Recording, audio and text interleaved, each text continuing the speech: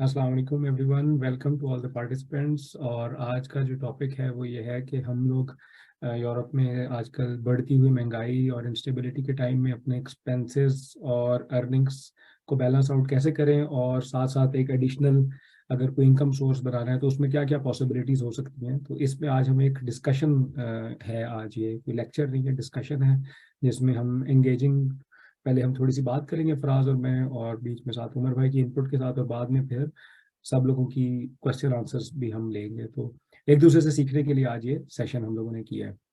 तो फराज आप स्टार्ट करें। Thank you Shariq, thank you everyone for joining the session today. Basically जैसे शारिक ने बताया कि सेशन कोई बाकायदा उस तरह से लेक्चर वगैरह का नहीं है, ना ही कोई प्रेजेंटेशन है, बल्कि डिस्कशन हम करेंगे। उसमें हम अपनी इनपुट्स देंगे क्योंकि हम सारे ही तारकीन वतन है, बेसिकली जो इसका सही लफ्ज़ है।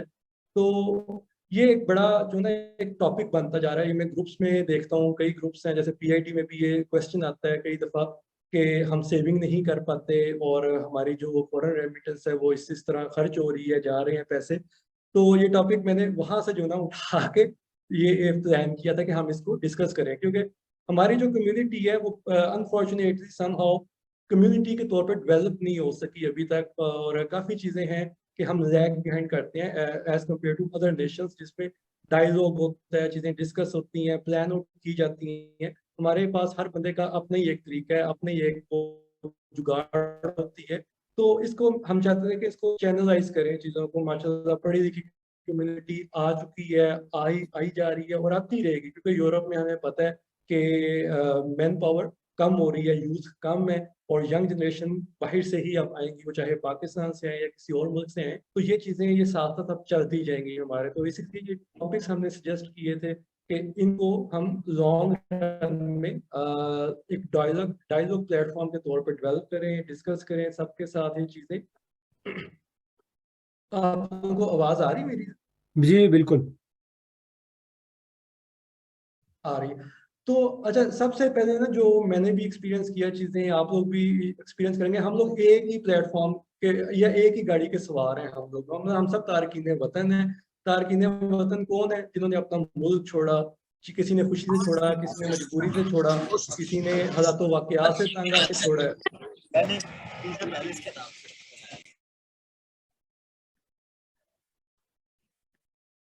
तो ये चीज़ें हैं कि हम अब एक पराए मुल्क में रहते हैं, वहाँ पे हम जॉब करते हैं, पढ़ते हैं, जॉब करते हैं, कमाते हैं, और उनमें से हम कुछ पैसे अपने वहाँ पे खर्च करते हैं, कुछ पैसे वापस भेजते हैं, कुछ पैसे हम सेव करते हैं।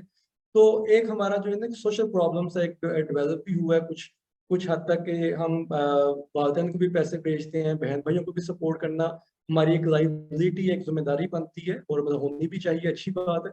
तो इन चीज़ों को हम चाहते थे कि डिस्कस करें कि कैसे हम इनको प्रॉपर वे में कर सकते हैं, कैसे हम चीज़ों को बैलेंस आउट करें कि हमारी पर्सनल लाइफ जर्नी में भी मुतासिर ना हो, जो लाइफ स्टैंडर्ड हम इंजॉय करना चाहते हैं उसको भी अप्रेस करें, उसको बेहतर से बेहतर करें।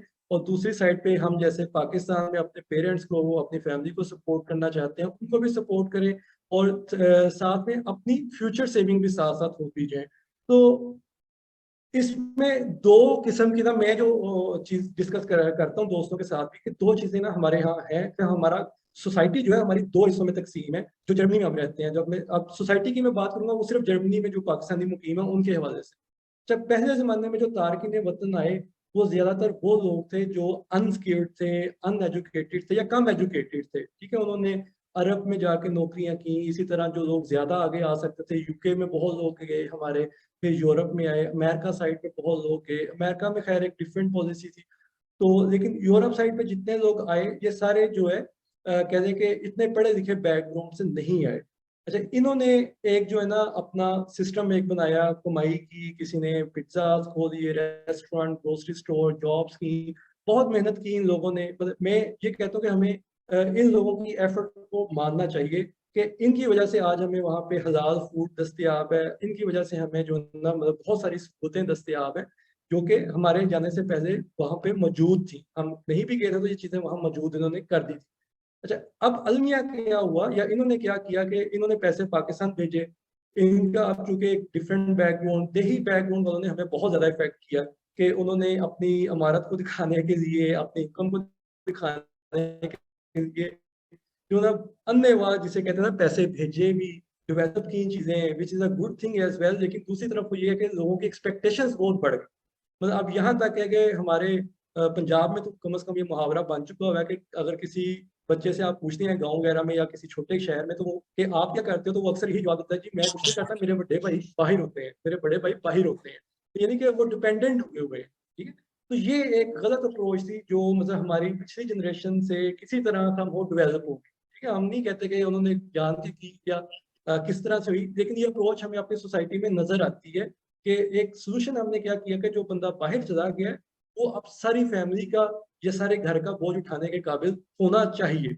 ये हमारे ऊपर एक एक्स्ट्रा हम सोशल प्रेशर लेके आते हैं जर्नी में, due to our cultural background, या हमारे पीछे जो हो चुकी हैं चीजें, जिन लोगों ने ये चीज ऑलरेडी की हुई है पिछले 20-25 सालों में, उनकी वजह से लोग हमारे से भी इसी तरह की एक्सपेक्टेशन रखते हैं। अच्छा, अब मसला क्या हुआ कि अब हम आए हैं वहां पे, हमने एजुकेशन ली, हम जॉब्स में चले गए। अब जॉब्स में जर्मनी में आपको पता है कि एक पैटर्न है।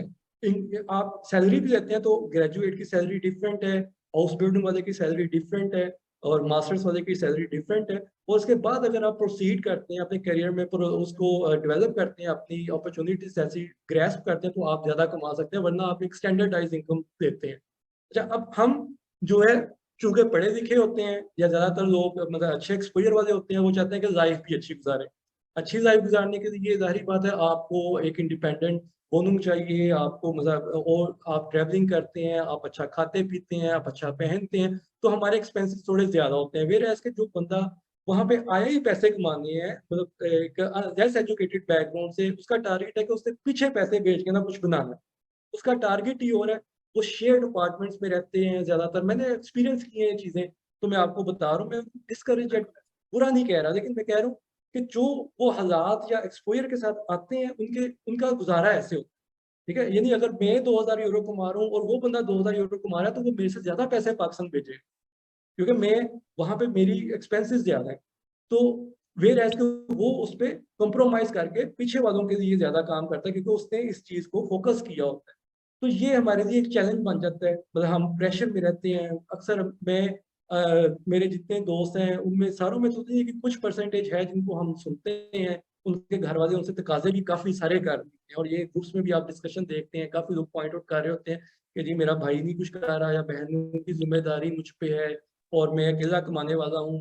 तो ये सारी चीजें कंबाइन होकर कलेक्टिवली आती हैं हमारे ऊपर, प्रेशर क्रिएट करती हैं। तो इसको हम डायलॉग के थ्रू चाहते हैं कि इसको हम एक ओपननेस लेके आए, हम लोगों को खुद भी बताएं अपने एक्सपीरियंसेस, उनके एक्सपीरियंसेस सुने, और एक दूसरे से लर्न करें कि हम क्या बेहतर कर सकते हैं, और किस तरह माशरे में, पाकिस्तान में भी अपने खानदान वालों में बेहतरी लेके आ सकते हैं, और अपने लिए भी हम वो घुटन का माहौल ना कायम करें कि अब मैं कुछ जूसी करने लग जाऊं, मैं अपना लाइफ स्टाइल लो कर। तो वो कंपल्सरी नहीं है ये चीजें कि आप कहें जी मैंने अपने एक्सपेंसेस को कट डाउन करके, हाफ द एक्सपेंसेस में कट डाउन करके, तो बेशक कसम कुर्सी में या कंजूसी से जी लूं, लेकिन पाकिस्तान वालों को मैंने खुश करना है पैसे भेज के, या किसी तरह अपनी अपनी जो ना नाक को ऊंचा रखना है। तो ये बड़ा हमारे लिए एक चैलेंज बना भी हुआ और बनता भी जाएगा। जैसे जैसे इन्फ्लेशन आपने देखा आई है, तो जो अच्छी बड़ी तनख्वाहें भी लेने वाले थे, उनके लिए भी अब ये जो है गैप कम होता जा रहा है। ठीक है, अब कि इन्फ्लेशन ने हमारे लिए बहुत सी चीजें मुश्किल भी की हैं, और हमारे लिए बहुत से चैलेंजेस ओपन भी कर दिए हैं, और अब हमें ये देखना है कि हम उनसे कैसे निपट सकते हैं। तो ये वो चीज है कि जो हम एड्रेस कर रहे हैं, कि एक तो आप अपने एक्सपेंसेस में अननेसेसरी चीजें ऐड ना करें। ठीक है, ये तो हम सबको पता है।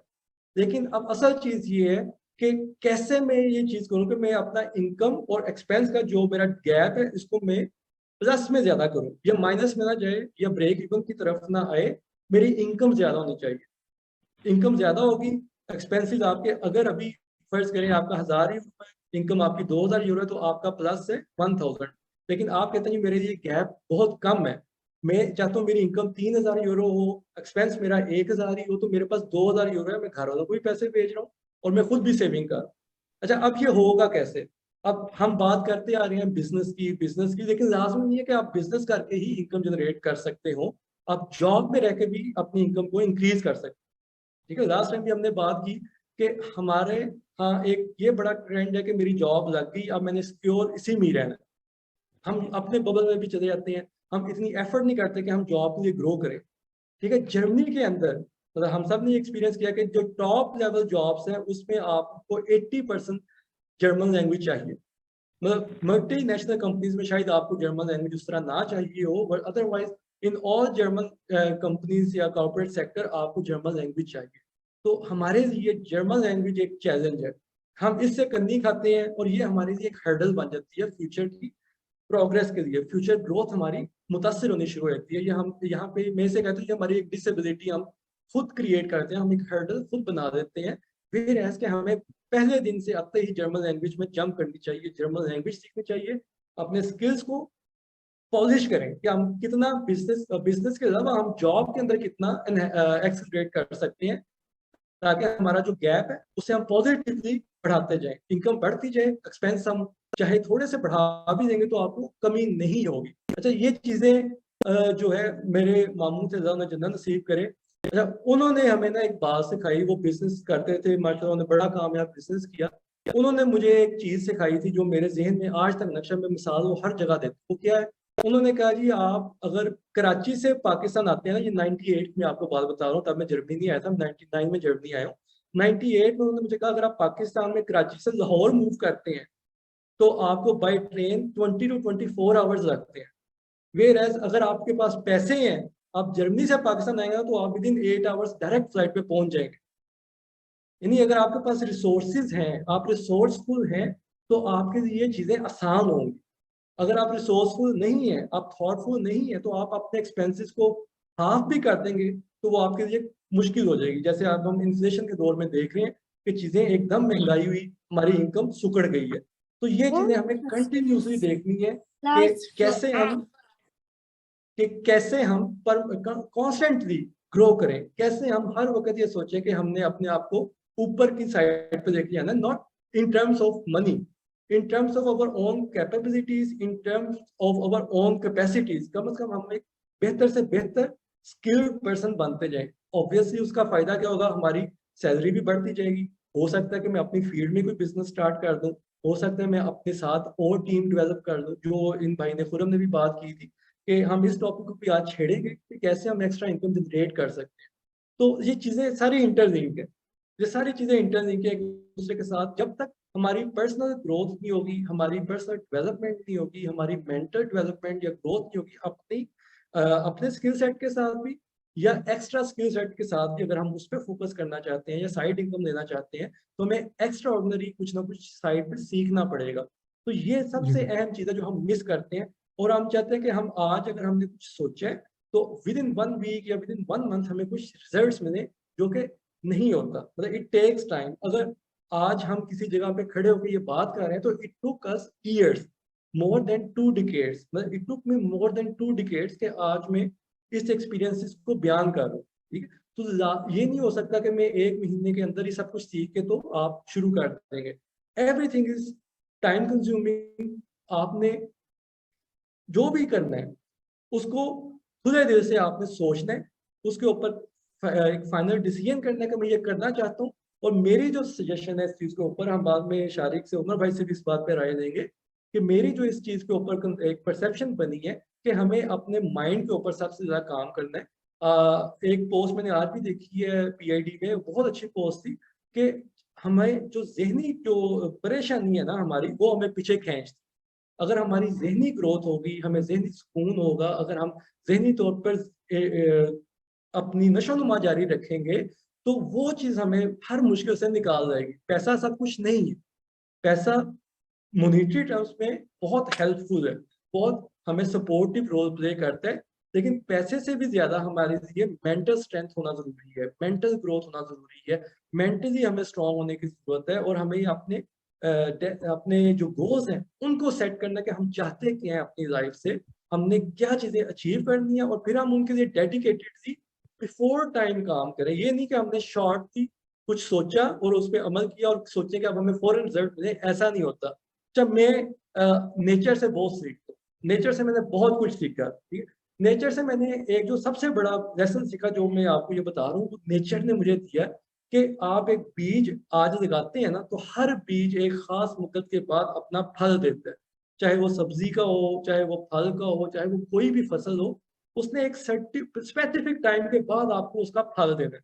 ठीक है, तो ये हमने देखना कि हम अपने दिमाग में, अपनी जिंदगियों में कौन से बीज लगा रहे हैं, कौन से बीज लगाएंगे, और वो चीजें फिर हमें रिजल्ट देंगी, वो चीजें हमें एंड पे नतीजा देंगे। तो ये चीजें सबसे पहले कि हम अपने गोल्स को क्लियर करें, अपने गोल्स को सेट करें कि हमने खुद भी कमाना है, अपनी भी लाइफ क्वालिटी को बेहतर करना है, हमने पाकिस्तान भी पैसे भेजने हैं, हमने सेविंग भी करनी है, तो obviously we have to earn accordingly. ठीक है, ये नहीं हो सकता कि हम एक जगह स्टेगनेंट हो और आफ्टर 5 या 10 ईयर्स हम बिल्कुल। सोचे कि हम यहाँ से बहुत बड़ी जंप कर सकते हैं। आप नहीं कर सकेंगे जब तक आप अपने स्किल सेट को इम्प्रूव नहीं करेंगे, अपनी मेंटली खुद को स्ट्रॉन्ग नहीं करेंगे। जी शायद। तमाम दोस्तों को अस्सलाम वालेकुम और खुशामदीद। बहुत अच्छा आप लोगों ने प्रोग्राम माशाल्लाह मैनेज किया है, और खुशी है कि सॉरी मेरा गला ख़राब है। खुशी है कि काफ़ी दोस्त जो हैं यहाँ पे आए हुए हैं। देखें, जो लोग भी यहाँ पे अभी शामिल हैं इस मुबाहिसे में या इस मुज़ाकरे में, अमूमन जो जहन होता है वो समझते हैं कि हम मतलब मीटिंग बिछाएंगे और हमें 1 2 3 4 5 ना फिक्स कोई इस तरह के टूल्स मिल जाएंगे और हम उनको जो है ना लेके ना तो कल से उस पर काम करना शुरू कर देंगे। इंसान की तमन्ना तो यही होती है, लेकिन जो हकीकत है ज़िंदगी में वो यही है कि इंसान एक दूसरे से लर्न करता है और आहिस्ता आहिस्ता आगे जो तरक्की का जीना है ना उस पर बंदा चढ़ता चला जाता है। इसलिए इन प्रोग्राम्स को आप लोग मतलब है कंटिन्यू रखें, और उससे एक ख़ास जो है ना ज़हन बनता है और इल्म बनने के आता है। और जो लोगों ने तजर्बात किए हैं उससे हम कुछ सीखते हैं एक दूसरे से ना। हर बंदे ने ज़िंदगी में कुछ सीखा होता है, दूसरों से सीख सकता है, और शेयर करने चाहिए तजर्बे। मैं इस चीज़ का कायल हूँ। तो ये तो होगी बुनियादी बात। जो असल चीज़ है बचत का मामला, जो टॉपिक है हमारा आज ना, कि हम बचत किस तरह करें। इसमें इससे रिलेटेड असल में चीज़ है कि क्या इंसान को बचत की तरफ ध्यान देना चाहिए या ज़्यादा पैसे कमाने चाहिए। ठीक है ना, इसमें दो राय होती हैं। अमूमन जब डिस्कशंस होती हैं तो लोग कहते हैं यार बचत के ज़्यादा पैसे कमाओ तो कोई केयर ना करें इसकी, जितने पैसे कमाओगे कोई मसला नहीं है। ये एक फैंटेसी बिहेवियर होता है इंसानों का असल में जब वो गपशप करते हैं। मेरी राय में ये है कि असल में हर चीज़ में तवाज़न होता है ना। तो फाइनेंशियल भी जो स्टेबल बंदा होता है ना, वो बचत और कमाई के अंदर तवाज़न को कायम करता है। ये बुनियादी शर्त है उसकी। अब बंदा कहेगा कि यार मैं किस तरह तवाज़न को जो है ना शाफ़न करूँ, हाँ? तो ये चीज़ आती है इल्म से और तजर्बे से। ठीक है, ये इसलिए हम यहाँ पे बैठे हुए हैं, एक दूसरे से हम शेयर करते हैं चीज़ें। तो इसके लिए एक बुनियादी फैक्टर नोट कर लेना चाहिए। अमूमन मैं ग्रुप में भी इस पे काफ़ी दफ़ा मैंने लिखा है। वो ये है कि जो मैंने अपने तजर्बे से सीखा है ज़िंदगी से, सिर्फ़ किताबों से नहीं, वो ये है कि अपनी ज़रूरियात और ख़्वाहिशात को ना उसका तयन कर लेना चाहिए बंदे को किसी हद तक। बहुत मुश्किल होता है, इतना आसान नहीं है। यानी कि कहना आसान है, करना मुश्किल है। लेकिन जितना आप इसको बेहतर से बेहतर करेंगे ना, उतना बंदे की लाइफ ईज़ी होती चली जाती है, स्ट्रेस बंदे का कम होता चला जाता है। रीज़न ये है कि अगर आप अखराजात बढ़ाते हैं और आप कहते हैं कि मैं ज़्यादा पैसे कमाऊँगा, तो आपको उसमें 2 तरीके होंगे। या तो आप अपने आप को इतना कॉम्पिटेंट बनाएँगे, इतना मेयारी बनाएँगे कि आपका 1 घंटा पहले अगर फ़र्ज़ के 20 यूरो का था, तो अभी वो 30 यूरो का हो गया है। ठीक है, एक तो ये चीज़ है। दूसरा या फिर ये है कि अगर आप ये नहीं कर सकते हैं, और अमूमन ये मुश्किल होता है अपने आप को विद इन लिटिल टाइम आप अपने आप को जो है ना मेयारी कर सकें, तो दूसरा होता है फिर आपने वक्त लगाना होता है। अमूमन फिर लोग कहते हैं कि भाई मेरे पास एक जॉब है, मैं कोई और जॉब कर सकता हूँ। तो जो वक्त है ना, दुनिया में सबसे कीमती चीज़ वक्त ही है असल में। वही वक्त जो एक ख़ास वक्त है, उसको आपको कमाने पे लगाना चाहिए। एक ख़ास वक्त है जो आपने फैमिली को देना है, और एक ख़ास वक्त है जिसमें आपने अपना खुद रेस्ट करना है, या अपना जो जहन की जो तरक्की है, जो इल्मी तरक्की है आपकी, या जो इंसान, देखें इंसान, हर इंसान जो भी है ना, अल्लाह ने उसको ऐसे पैदा किया है कि वो अपने आप को क्रिएटिविटी में आगे लेके जाना चाहता है, वो जिस जगह पे भी खड़ा है। और यही खूबसूरती है इंसानों की असल में, कि वो जिस मकाम पे भी है वो अपने आप को ज़हनी तौर पे, अक़ली तौर पे बेहतर से बेहतर करना चाहता है। तो इसके लिए भी आपको टाइम चाहिए। अगर आप ये नहीं करेंगे तो लाज़मी बात है इंसान स्ट्रेस का शिकार होता है, क्योंकि उसकी वो ख्वाहिश जो है ना वो पूरी नहीं हो रही होती है। उसको ज़िंदगी जो है ना ऐसी लगती है कि मैं अपना जो है ना मकसद गायब हो गया मेरी ज़िंदगी का ना। अमूमन आपने देखा होगा ना, ये जो खुदकुशियाँ भी होती हैं वो इसी बुनियाद पे होती हैं कि लोग अपनी ज़हनी तरक्की को कहीं पे रोक लेते हैं। तो ज़हनी तरक्की को नहीं रोकना, इल्मी तरक्की को नहीं रोकना, तो इन चीज़ों का बैलेंस सामने पैदा करना है। असल असल बात करने का मकसद ये है कि सिर्फ़ कमाने पे ज़ोर देना, ये एक ख़ास मेयार तक तो ठीक है, लेकिन उससे आगे आपने बचत का ख़्याल रखना है। उसमें इम्पोर्टेंट चीज़ ये है, जिस तरह पहले बताया है अपने भाई ने, क्या नाम है, फराज भाई ने, कि अपने टारगेट्स क्लियर कर लें। ज़िंदगी में टारगेट्स की क्लियरिटी बहुत ज़रूरी है कि मैं क्या करना चाहता हूँ, क्या बनना चाहता हूँ, और अगर मैं ये डिग्री कर रहा हूँ तो मैंने इसके बाद क्या करना है। अमूमन मेरे पास ये सवालात आते हैं कि भई ये मैं कर रहा हूँ या मैं डिग्री कर लिया मैंने, अब मैं कौन-सी जॉब ढूँढूँ? तो हम पे भी ये दौर गुज़रा है, हमारी भी यही हालत होती थी। तो फिर मुझे दुःख होता है कि ये तो वही बात है, जब आप एक डिग्री कर रहे हैं, आपको पता ही नहीं है कि आपने उसके बाद क्या करना है, तो फिर आपने वो डिग्री क्यों है? अगर आपने एक कोर्स किया है और आपको पता नहीं है कि इसका, तो मैं ये कह रहा हूँ कि टारगेट्स की क्लियरिटी बहुत ज़रूरी होती है, जो भी आप काम कर रहे होते हैं। उसके लिए क्या आपको चाहिए? टारगेट्स किस तरह क्लियर होगा? अब यानी कहने की तो बात है कि टारगेट क्लियर कर लें, हाँ? लोग कहेंगे कि बड़ी अच्छी बात की है। टारगेट की क्लियरिटी होती है इल्म और तजर्बे से। इल्म आता है उलमा से, उलमा सिर्फ मज़हबी नहीं, हर किस्म का इल्म जो लोग रखते हैं उसको उलमा कहते हैं। साइंसदान भी अपने तरीके से उलमा होते हैं। जो आलिम है ना, उसके पास आप जाएँगे। अब यूट्यूब है हमारा, आप यूट्यूब पे क्या सर्च करते हैं जब आप, जो जो आपका क्रिएटिविटी का टाइम है, उसमें आप क्या कर रहे हैं?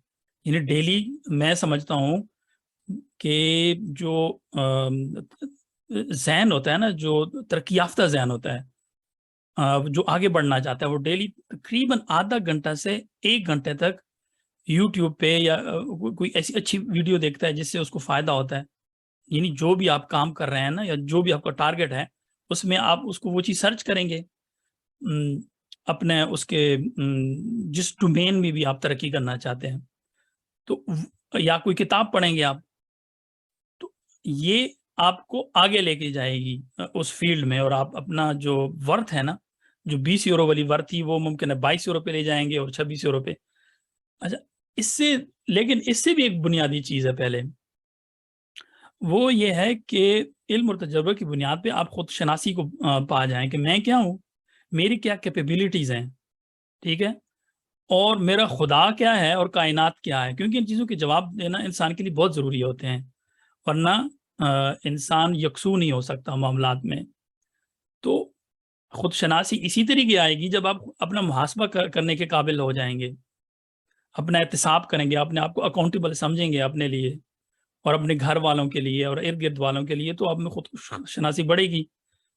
ये अब बात आगे बढ़ रही है, लेकिन ये सारी चीज़ें कनेक्टेड हैं। जी। और इसमें जो प्रैक्टिकल काम है, जब आप ज़रूरियात और ख्वाहिशात को किसी हद तक तय कर लेंगे, तो उसमें आपने ये देखना है कि जो मेरी फ़र्ज़ किया यूटिलिटी की बिल्स हैं, फ़र्ज़ किया, उनको मैंने किस तरह कंट्रोल करना है।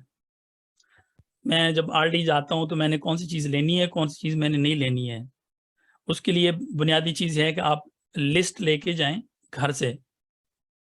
हम प्रैक्टिकली हम मियाँ-बीवी ऐसा करते हैं कि हमने टू डू लिस्ट बनाई हुई है, उसकी एमएस माइक्रोसॉफ्ट की तरफ से जो है, उसमें हम टाइप करते हैं कि कौन-कौन सी चीज़ें हमने किस दुकान से खरीदनी है।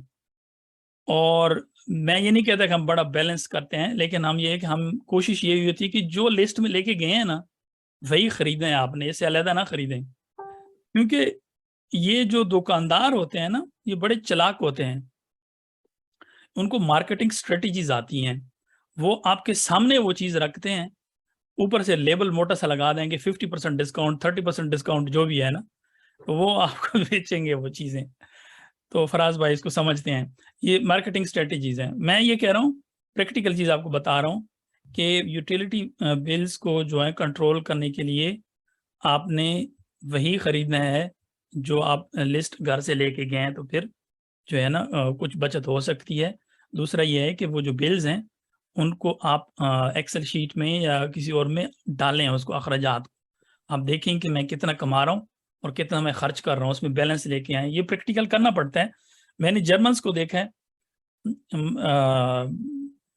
वो लोग बकायदा इसका लोगों ने उन्होंने फाइल्स बनाई होती हैं चीज़ों की, जो भी वो खरीदते हैं, और एक्सेल शीट्स में वो डालते हैं, तो इस तरह बजट आपका कंट्रोल होगा। तो अब आखिरी सवाल की तरफ जो शारिक भाई ने किया था, माजरत थोड़ी बात लंबी हो गई है, कि मैं बिजनेस की तरफ क्यों आया। उसमें बुनियादी जो हेलो, हाँ जी, जी उसमें बिल्कुल, बुनियादी जो रोल था ना शारिक भाई, वो यही था कि जो काम में ना वो चार्मिंग नहीं थी जो बिजनेस में, क्योंकि मेरे वाले साहब हम बचपन में दुकान में बैठते थे वाले साहब के साथ, और मेरे दादा जान भी दुकानदार थे। तो हमें एक सोच दी गई थी, और मेरे वाले साहब बार बार कहते थे कि ये जॉब छोड़ने, हालांकि मेरी जॉब बड़ी अच्छी थी, मैं भी सॉफ्टवेयर डेवलपर था उस वक्त ना, ये 2004-05 की बात है। तो मैंने फिर वो काम छोड़ा, लेकिन उसका फ़ायदा मुझे ये हुआ कि जो शॉप वगैरह थी या एसईओ था, या जो भी इसकी टेक्निकल चीज़ें थी, वो अल्हम्दुलिल्लाह मुझे खुद आती थी। तो आज भी डिस्कशन हो रही थी बंदे से, उसमें ये है कि आज का कामयाब कारोबारी वो है जो डिजिटली नौ हो रखता है चीज़ों को, कि किस तरह मैंने मैनेज करना है। तो ये काम सीखना है, और इसी तरीके से हमने इसको हाथ लगाया। मैंने मेरे ख्याल में 2000 यूरो से काम शुरू किया था अल्हम्दुलिल्लाह, और अल्लाह ताला ने तरक्की दी है। बस बहुत सारे लोगों का जो कम देखिए, तिजारत में जो कामयाबी होती है ना, वो एक बंदे की नहीं होती है, बहुत सारे लोगों का इनपुट होता है उसमें। और मैं तो सबका शुक्रगुजार होता हूँ जिन जिन लोगों ने बीच में, बेशक उन्होंने मजदूरी के पैसे भी लिए हैं, लेकिन ये कि वक्त की तो कोई कीमत नहीं होती है ना, या जो आपके साथ अच्छा मामला करता है उसकी तो कोई कीमत नहीं होती है। ये तो बाकी हमारी ज़रूरतें हैं जो हम पूरी करते हैं। तो मज़ीद अगर किसी का सवाल होगा तो इंशाल्लाह मैं जवाब दूंगा आपको।